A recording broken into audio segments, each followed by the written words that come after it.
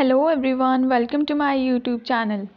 तो आज हम शुरू करने जा रहे हैं इंश्योरेंस मैनेजमेंट का सबसे ज़्यादा इम्पॉर्टेंट कॉन्सेप्ट, सबसे main concept, risk and its classification.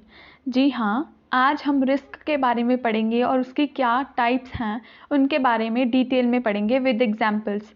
So stay tuned to our video. सबसे पहले आइए बात करते हैं कि आखिर रिस्क होता क्या है। सिंपल वर्ड्स में, अगर साधारण शब्दों में अगर बोला जाए तो रिस्क का मतलब होता है द पॉसिबिलिटी ऑफ लॉस। जी हाँ, लॉस की पॉसिबिलिटी को हम रिस्क बोलते हैं। यानी कि कितने चांसेस हैं हमारा लॉस होने में। यानी कि अगर हमने कहीं पे इन्वेस्टमेंट की है तो उसमें रिस्क क्या होगा कि क्या हमें लॉस हो सकता है या फिर हमें प्रॉफिट होगा। ये जो अनसर्टेनिटी होती है इसे बोलते हैं हम रिस्क। रिस्क को ये भी कहते हैं कि ये एक नोन अननोन है। यानी कि हमें पता ज़रूर होता है that this thing is going to harm us, this thing is going to cause us some loss, पर फिर भी हम उसमें इन्वेस्ट करते हैं, चाहे वो अपने आप को, चाहे वो हमारा टाइम हो या पैसा हो। जिस चीज़ में भी रिस्क इन्वॉल्व होता है उसका मतलब है यहाँ पे अनसर्टेनिटी है, and that is called risk.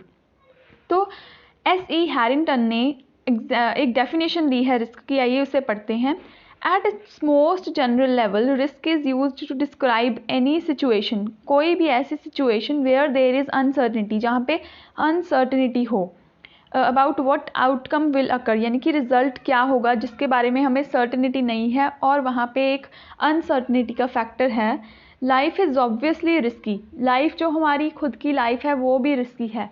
हम कल जागेंगे या नहीं ये भी एक अनसर्टेन क्वेश्चन है, इस पर क्वेश्चन मार्क है, राइट। यानी कि रात में कुछ भी हो सकता है। तो लाइफ हमारी जो है वो रिस्की है।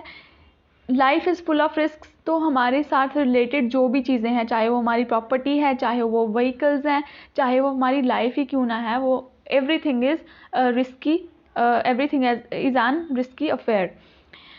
नेक्स्ट डेफिनेशन लर्विंग फिशर ने दी हुई है। उन्होंने कहा है that risk may be defined as a combination of hazards.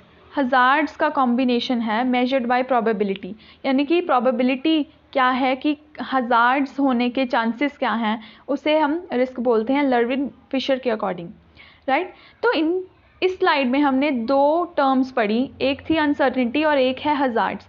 In terms को हम रिस्क से कैसे डिफ्रेंशिएट करेंगे, आइए अगली स्लाइड में देखते हैं। सो अगली स्लाइड में हम डिस्कस करेंगे difference between risk and uncertainty and hazard. सबसे पहले आइए देखते हैं आखिर रिस्क होता क्या है। Risk we do not know, in risk we do not know what is going to happen next, कि अगले ही क्षण में, अगले ही पल में क्या होने वाला है हमें नहीं पता। But we do know what the distribution looks like, पर हमें पता है that this can happen, this might happen. अगर हमने कोई इन्वेस्टमेंट की है, सपोज शेयर मार्केट में कोई इन्वेस्टमेंट की है, तो हमें वहाँ पे पता है that there are equal chances of profit and loss.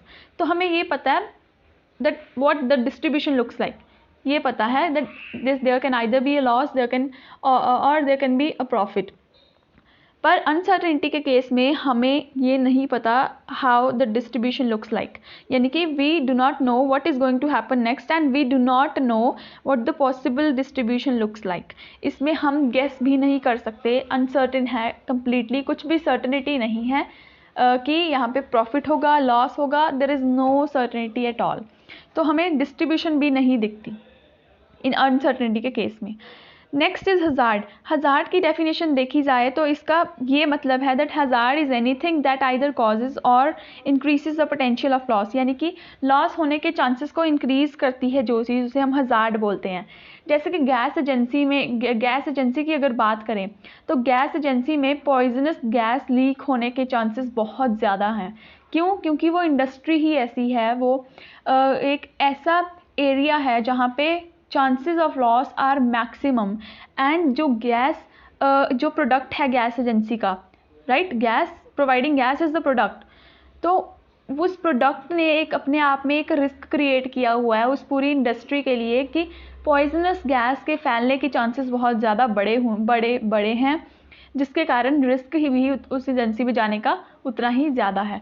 तो हजार्ड कोई भी ऐसी चीज़ जो कि लॉस के चांसेस को इंक्रीज करती है उसे हज़ार्ड बोलते हैं। रिस्क का मतलब ये हमें पता होता है दैट आइदर दिस और दिस कैन हैपन। तो अनसर्टेनिटी के केस में हमें बिल्कुल भी कुछ नहीं पता होता that what can happen. We can't even judge what can happen. Just like in life, we do not know what is going to happen next, right? We cannot say if we are going to live further or we are going to die. We cannot say anything, so that is called uncertainty. Alright, so ये था हमारा difference uncertainty, risk और hazard के बीच में। आइए अगली slide पर move करते हैं। अगली स्लाइड में लिखे हैं हमारे types of risk. Types of risk जो हैं हमने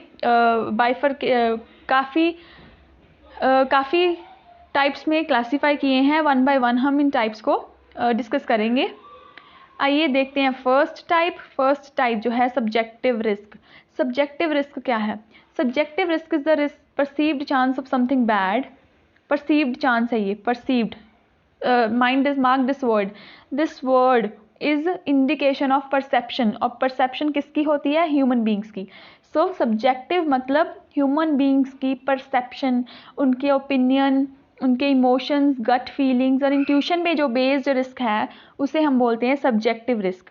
फॉर एग्जांपल, किसी ने अगर स्टॉक मार्केट में अपनी मनी लूज़ की हुई है, यानी कि उनका पास्ट एक्सपीरियंस बैड है, तो उनका ओपिनियन शेयर मार्केट के बारे में क्या होगा? बायस्ड होगा। उनका ओपिनियन होगा कि शेयर मार्केट बहुत ही रिस्की है और इसमें प्रॉफिट होने के चांसेस बहुत ही ज़्यादा कम है। तो ओपिनियन पे बेस्ड जो रिस्क होता है उसे माना जाता है सब्जेक्टिव रिस्क। ऐसे ही नेक्स्ट टाइप का रिस्क है उसे बोलते हैं objective risk. Objective risk is the actual loss for a sample in a given period, right? एक टाइम में जो एक्चुअल लॉस को कैलकुलेट करने की अगर हमारे में पावर है उसे बोलते हैं हम ऑब्जेक्टिव रिस्क। यानी कि ये न्यूमेरिकल टर्म्स में जो है हम काउंट कर सकते हैं, न्यूमेरिकल टर्म्स में इसका जिक्र किया जा सकता है। Objective risk will reduce as the number of exposures increasing. इसका मतलब ये होता है कि जैसे जैसे सैम्पल का साइज़ इंक्रीज़ होता है, जैसे जैसे हमारा सैम्पल साइज़ और एक्सपोजर्स बढ़ते जाते हैं रिस्क के, उतना ही ऑब्जेक्टिव रिस्क कम होता जाता है। जैसे कि अगर 10 टाइम्स हम ये कहें कि 10 टाइम्स हमने कॉइन को फ्लिप किया, हम प्रोबेबिलिटी में ये मानते हैं कि 1/2 टाइम्स यानी कि 50% ऑफ द टाइम हमारे पास हेड आएगा और हाफ टाइम्स हमारे पास टेल आएगा। बट एक्चुअल में in reality this can not happen. In reality ये भी हो सकता है कि हमारे पास 10 हेड्स आ जाएं और रियलिटी में ये भी हो सकता है कि हमारे पास 10 टेल्स आ जाएं, right? So in reality anything can happen. इसे हम बोलते हैं ऑब्जेक्टिव रिस्क, राइट? जिसे हम न्यूमेरिकल टर्म्स में एक्चुअल लॉस को कैलकुलेट कर सकते हैं एक सैंपल में से, right? And also one more point to be noted is कि जितना ज़्यादा सैंपल का साइज होगा उतना ही रिस्क का एक्सपोजर जो है वो कम होता जाएगा, right? Then next kind of risk is business risk, very important risk. Business risk जो है वो रिस्क हैं वो मोस्टली बिजनेस के साथ रिलेटेड होते हैं एंड ये बहुत ही अलग अलग तरीके के रिस्क होते हैं बिजनेस में, right? There is nothing like कि सब्जेक्टिव रिस्क ही होगा, ऑब्जेक्टिव होगा या फिर सिस्टमेटिक होगा, अनसिस्टमेटिक होगा। नो, बिजनेस रिस्क काफ़ी टाइप्स के होते हैं। कुछ होते हैं इंटरनल रिस्क, कुछ होते हैं external risk. Internal risk business में वो रिस्क होते हैं जो कि विद इन द ऑर्गेनाइजेशन ही अराइज होते हैं और उन्हें कुछ हद तक यानी कि टू सम एक्सटेंट हम कंट्रोल भी कर सकते हैं, ऑलराइट? ये एंटरप्रेन्योर की पावर के विदिन होते हैं, उसके कंट्रोल के विदिन होते हैं और उन्हें कुछ हद तक कंट्रोल किया जा सकता है। इंटरनल रिस्क जो है वो किन फैक्टर्स से अराइज होते हैं? सबसे पहले है ह्यूमन फैक्टर्स। जी हाँ, ह्यूमन फैक्टर्स से बहुत बिजनेस रिस्क अराइज होने के चांसेस रहते हैं। ह्यूमन फैक्टर्स यानी कि workers, human beings, human resources यानी कि वर्कर्स। अगर वर्कर्स इमेजिन कीजिए स्ट्राइक पे चले गए, लॉकआउट पे चले गए, है ना, या फिर उनकी नेग्लिजेंस और डिसऑनेस्टी के कारण अगर कोई भी प्रोडक्शन में ग्लिच आ गया, तो वो सारे फैक्टर्स के कारण हमारी प्रोडक्शन जो है वो हॉल्ट हो सकती है एंड हमारे बिजनेस को लॉसेस सफ़र करने पड़ सकते हैं। तो इसे बोलते हैं ह्यूमन फैक्टर्स के कारण अराइज हुए risk, internal business risk. Then is technological factor. Technology जो है वो बहुत ही हाई स्पीड पे एडवांस हो रही है आजकल के टाइम में and if a business is not keeping pace with the advancing technology it will be left behind, है ना? It will be out of the market soon. अगर वो टेक्नोलॉजी, चेंजिंग टेक्नोलॉजी के साथ कदम से कदम मिलाकर नहीं चल रहा। तो ये बहुत ही ज़रूरी हो जाता है आज के समय में कि एंटरप्रेन्योर जो है, एक बिजनेस ओनर जो है, वो टेक्नोलॉजी को असेस करे, जो भी नए ट्रेंड्स आ रहे हैं मार्केट में उन्हें फॉलो करे और अपनी टेक्नोलॉजी को डे बाय डे एडवांस करता जाए, ताकि जो है रिस्क है, टेक्नोलॉजिकल रिस्क को रिड्यूस किया जा सके। Then we have physical factors. Physical factors में आएगा अगर हमारे बिजनेस में चोरी हो गई है, राइट, या फिर हम फायर कारण हो सकता है फिजिकल फैक्टर, या फिर मशीनरी का ख़राब हो जाना। ये कुछ फिजिकल फैक्टर्स हैं जिनके कारण बिजनेस को लॉसेस सफ़र करने पड़ सकते हैं।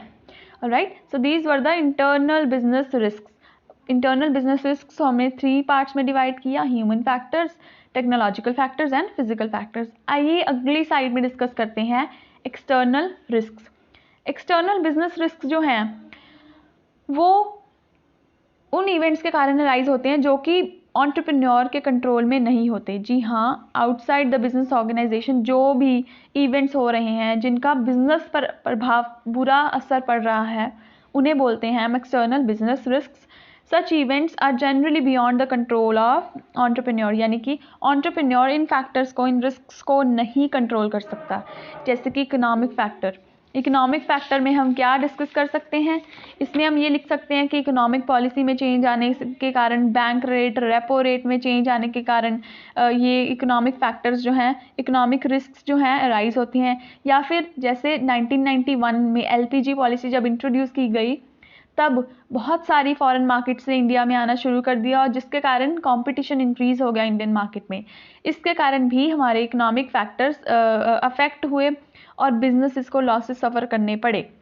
Okay, the natural factors. Natural factors में कैलेमिटीज़ और उन अनफोर्सिन नेचुरल कैलेमिटीज़ की बात कर सकते हैं जो कि किसी भी ह्यूमन बीइंग के हाथ में नहीं है, जैसे कि flood, earthquake, cyclone, lightning, tornado, ऐसी कुछ कैलेमिटीज़ या कुछ नेचुरल डिज़ास्टर्स जिनके कारण बिजनेस को लॉस सफ़र करना पड़ सकता है, उन्हें बोलते हैं हम नेचुरल फैक्टर्स। सबसे बड़ा नेचुरल फैक्टर्स जो आजकल बिजनेसेस को अफेक्ट कर रहा है वो है coronavirus. Right, this is natural thing, right, any epidemic breaking in the country, this is a natural factor, but the losses it is causing to the businesses is absolutely the risk which is created by these natural factors. All right, next है political factors। अगर एक business की government, एक country की government अगर constantly policies में changes लेके आ रही है और उन चेंजेस का बुरा असर पड़ रहा है बिजनेसेस पे, तो एक पॉलिटिकल फैक्टर भी है जो क्रिएट करता है बिजनेस रिस्क को। जैसे कि ये बिज़नेस के साथ नहीं रिलेट कर सकते हम, बट फिर भी जो गवर्नमेंट ने एंटी फार्मर पॉलिसीज़ लेके आई हैं, एंटी फार्म लॉज जो लेके आए हैं, जिनके कारण फार्मर्स जो हैं उन्हें प्रोटेस्ट करना पड़ रहा है कंट्री में इस टाइम भी, उन पॉलिसीज़ का एक बुरा प्रभाव होगा ओवरऑल इकोनॉमी पर, क्योंकि agriculture is the main part which is contributing to most of the growth in the country. और उसमें सिर्फ एग्रीकल्चर ही एक ऐसा सेक्टर है जिसमें 2/3% ऑफ द पॉपुलेशन लगी है, अनएम्प्लॉयड है। तो ये भी एक पॉलिटिकल फैक्टर है, कुछ ऐसे लॉज लेके आना गवर्नमेंट के द्वारा, कुछ ऐसी पॉलिसीज़ बनाना जो कि एंटी पीपल हो या एंटी बिजनेस हो, वो भी रिस्क क्रिएट करते हैं। राइट, नेक्स्ट है सिस्टमेटिक रिस्क। आइए देखते हैं सिस्टमेटिक रिस्क किस तरह का रिस्क है। Systematic risk influences a large number of assets. ये बहुत सारे एसेट्स को रिस्क करता है, अफेक्ट करता है। These are due to external factors. ये मोस्टली एक्सटर्नल फैक्टर्स के कारण होता है, यानी कि वो फैक्टर्स जो कि एक बिजनेसमैन के हाथ में नहीं है, बियॉन्ड हिज कंट्रोल है। It is macro in nature. Macro in nature है, ये लार्ज नंबर ऑफ एसेट्स को अफेक्ट करता है, तो obviously this is macro in nature. And also same area में, जो भी उस एरिया में जहाँ पे ये चेंजेस लेके आए जा रहे हैं, वहाँ पे जो फर्म्स काम कर रही हैं उन सभी को अफेक्ट करेगा this systematic risk. Systematic risk में काफ़ी टाइप्स के रिस्क आते हैं। फर्स्ट है मार्केट रिस्क। मार्केट रिस्क को हम वॉलेटिलिटी बोलते हैं। वॉलेटिलिटी का मतलब है फ्लक्चुएशंस आना, डे टू डे फ्लक्चुएशंस, जैसे कि stock prices, index, Sensex, Nifty, ये जो इंडेक्स हैं वो कॉन्स्टेंटली चेंज होते रहते हैं। ये क्यों चेंज होते हैं? Due to various factors, due to economic factors they change, due to technological factors they change, even due to the political factors these indexes, stock indexes change. तो इनके कारण जो स्टॉक प्राइसेस में चेंजेस आते हैं इसे हम बोलते हैं मार्केट रिस्क। आपने म्यूचुअल फंड्स की अगर ऐड देखी हो, उसमें भी लास्ट में ये बोला जाता है that mutual funds are subjected to market risk. तो मार्केट रिस्क है क्या? मार्केट रिस्क का मतलब यही है that the stock prices are going to change as the political factors, the economic factors and many other factors change in the country. All right, आइए देखते हैं हमारा अगला रिस्क। तो अगले टाइप का जो रिस्क है सिस्टमेटिक रिस्क की अगली टाइप है interest rate risk. Interest rate risk वो रिस्क है that an investment's value will change as a result of change in the interest rate. यानी कि अगर हमने बॉन्ड्स में, गवर्नमेंट बॉन्ड्स में या फिर एफडीज़ में, फिक्स डिपॉजिट्स में इन्वेस्ट किया हुआ है, तो इंटरेस्ट रेट में जो भी चेंज आ रहा है उसके कारण हमारी इन्वेस्टमेंट में जो चेंज आया उसे हम बोलते हैं interest rate risk. Alright, then we have foreign exchange risk. Foreign exchange risk का मतलब है दो कंट्रीज़ की करेंसी में जो भी वैल्यूज़ फ्लक्चुएट हो रही हैं, यानी कि एक कंट्री की वैल्यू अगर डिमिनिश हो रही है और दूसरी की अप्रिशिएट हो रही है, उनका उन सब से रिलेटेड जो हमारी इन्वेस्टमेंट्स को रिस्क है उसे हम बोलते हैं foreign exchange risk. So foreign exchange risk refers to the losses that an international financial transaction, यानी कि इंटरनेशनल इन्वेस्टमेंट्स में incur due to the currency fluctuations. वही जो मैंने बोला that if one country's currency value is depreciating and another country's currency value is appreciating, उस case में जो भी हमारी इन्वेस्टमेंट्स में डिफरेंस आ रहा है, इन्वेस्टमेंट्स की रिटर्न्स में डिफरेंस आ रहा है, उसे हम बोलते हैं foreign exchange risk. Foreign exchange risk can affect investors, उन इन्वेस्टर्स को अफेक्ट करता है ट्रेड इन इंटरनेशनल मार्केट्स, यानी कि जो FPIs या फिर FDI इन्वेस्ट करते हैं, and businesses engaged in the export and import, उन बिजनेसेस को जो कि इंपोर्ट और एक्सपोर्ट करते हैं प्रोडक्ट्स एंड सर्विसेज का टू मल्टीपल कंट्रीज़, बहुत और अदर कंट्रीज़ में जो इंपोर्ट एक्सपोर्ट करते हैं उन बिजनेसेस को, और उन इन्वेस्टर्स को जो कि FPI फॉरेन पोर्टफोलियो इन्वेस्टमेंट करते हैं, उन्हें जो है फॉरेन एक्सचेंज रिस्क का एक्सपोजर सबसे ज़्यादा होता है। तो ये थे तीन kind of unsystematic risk. All right, then let's move on to the unsystematic risk. Unsystematic risk आखिर है क्या, सबसे पहले ये देखते हैं। Unsystematic risk is sometimes refer to as specific risk. Specific risk इसे बोला जाता है। This kind of risk affects a very small number of assets. हमने पिछले सिस्टमेटिक रिस्क में ये पढ़ा कि उसे वो लार्ज नंबर ऑफ एसेट्स को अफेक्ट करता है, but in case of unsystematic risk the exposure of risk is only to a small number of assets. ये internal factors of an organisation के कारण होता है। इंटरनल फैक्टर्स हम पहले भी डिस्कस कर चुके हैं। इंटरनल फैक्टर्स कैसे हो सकते हैं? ह्यूमन फैक्टर्स हो सकते हैं, टेक्नोलॉजिकल फैक्टर्स हो सकते हैं, राइट।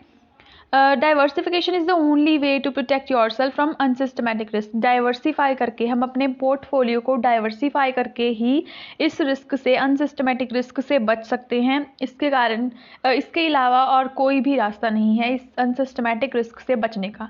अब अनसिस्टमेटिक रिस्क में आते कौन कौन से रिस्क हैं, आइए उन्हें देखते हैं। फर्स्ट रिस्क है क्रेडिट और डिफ़ॉल्ट रिस्क। क्रेडिट और डिफ़ॉल्ट रिस्क का मतलब ये है कि एक कंपनी के कितने चांसेस है कि वो हमारा लोन रीपे करने में असफल रहेगी, उसे हम बोलते हैं credit risk. So credit risk is the risk that a company or individual will be unable to pay the contractual interest. वो इंटरेस्ट अमाउंट या फिर प्रिंसिपल अमाउंट ही पे नहीं कर पाएगी। कितना अमाउंट ऑफ रिस्क उस ट्रांजैक्शन में इन्वॉल्व है उसे हम बोलते हैं क्रेडिट और default risk. Alright, next is political risk. Unsystematic risk में पॉलिटिकल रिस्क की टाइप जो है ये इंपॉर्टेंट मानी जाती है। Political risk represents a financial risk that countries government will suddenly change it's policies. Same जैसे मैंने पहले डिस्कस किया कि गवर्नमेंट कितनी फ्रीक्वेंटली अपनी पॉलिसीज चेंज करती है और उन पॉलिसीज़ का क्या किसी बिजनेस पे एडवर्स इफेक्ट होता है, उसे हम बोलते हैं unsystematic risk.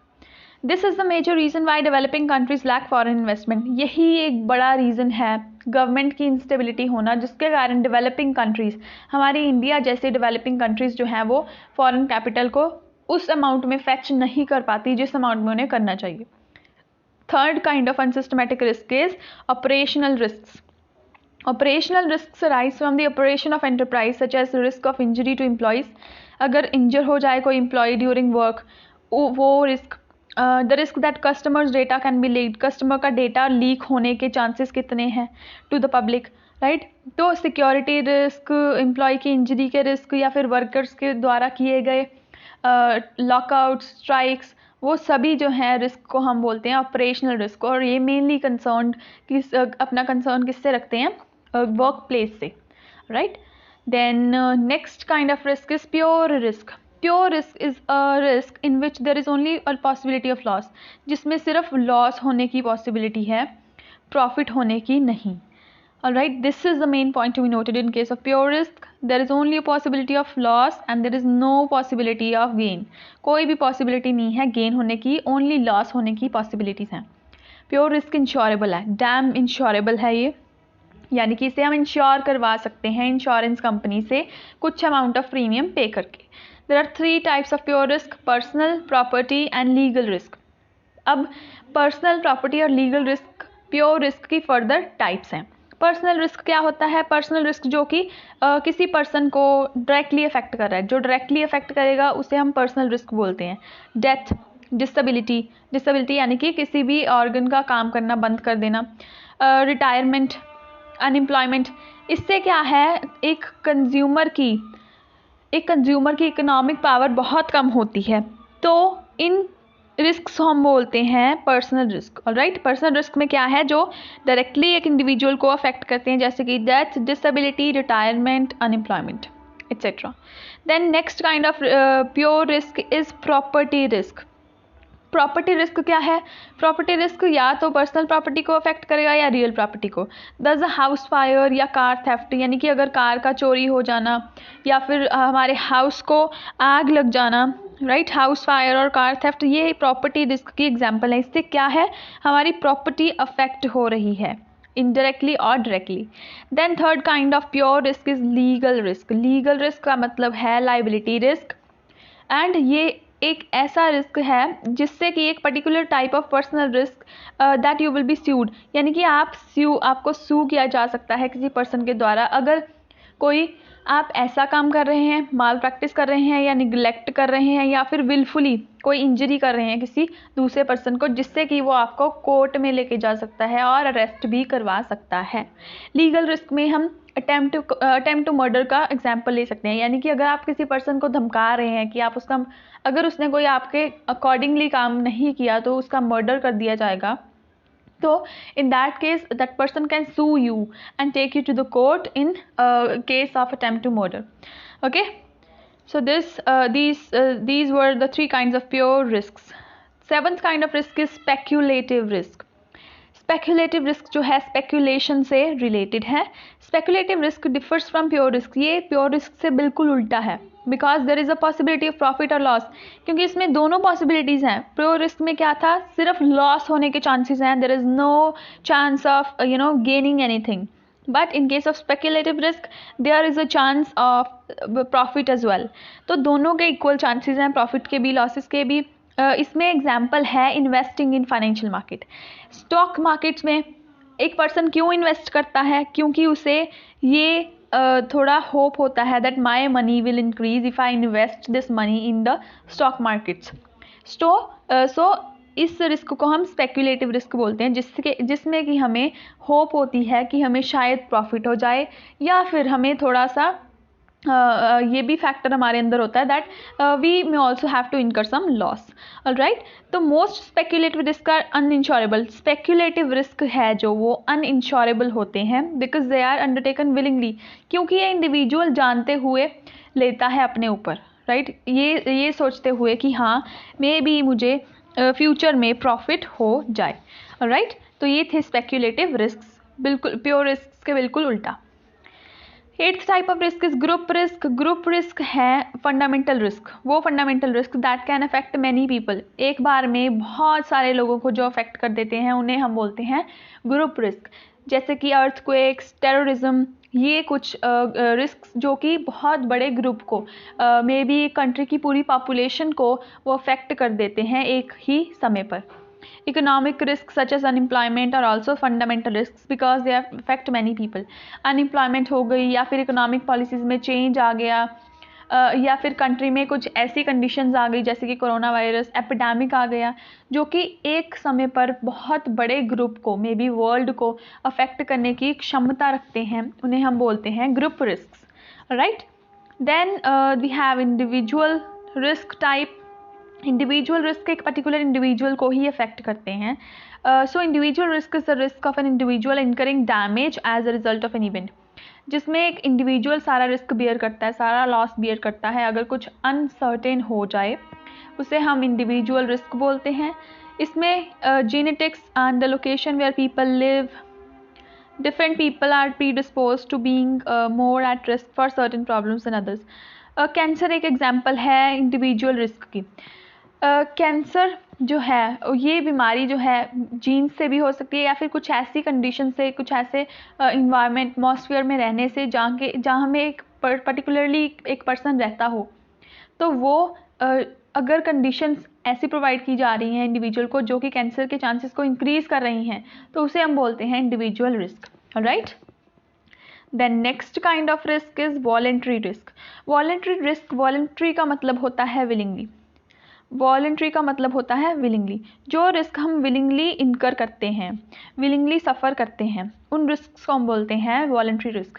So voluntary risk are hazards associated with activities that we decide to undertake, जो हम खुद डिसाइड करते हैं कि हाँ, अगर ये हम अपने फ़न के लिए या अपने एडवेंचर के लिए कर रहे हैं ये एक्टिविटीज़, बट इसमें हमारी जान को खतरा है, वो होते हैं voluntary risk. Like driving a car, sometimes driving rashly can also lead to car accidents।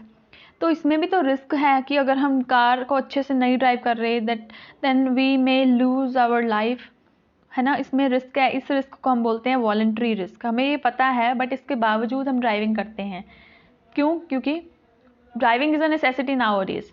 So this is called voluntary risk. Riding a motorcycle या कोई भी एडवेंचर स्पॉट हम अंडरटेक करते हैं, climbing a ladder, smoking cigarettes, sky diving, adventure spots, है ना, अगर कोई करते हैं उसमें भी रिस्क होता है, बट स्टिल हम अपने एडवेंचर के लिए, हम अपने फ़न के लिए ये एक्टिविटीज़ को अंडरटेक करते हैं, उससे हम बोलते हैं वॉलेंट्री रिस्क लेना।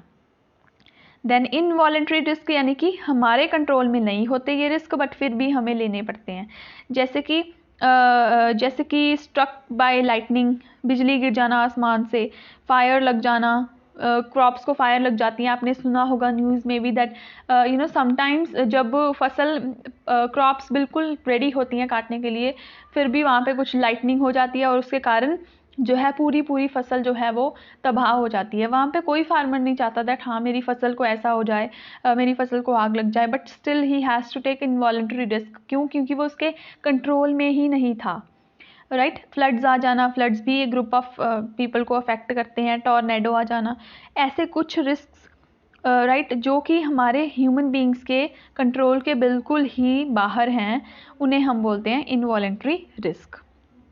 तो ये थे हमारे 11 काइंड्स ऑफ रिस्क। हमने बहुत ही डिटेल में विद एग्जांपल्स डिस्कस किए। अगर आपको अच्छा लगा हो मेरा वीडियो, प्लीज़ शेयर कीजिएगा, लाइक कीजिएगा। अगर आपने हमारा चैनल अभी तक नहीं सब्सक्राइब किया, please subscribe to my channel. Thank you so much for watching. Thank you.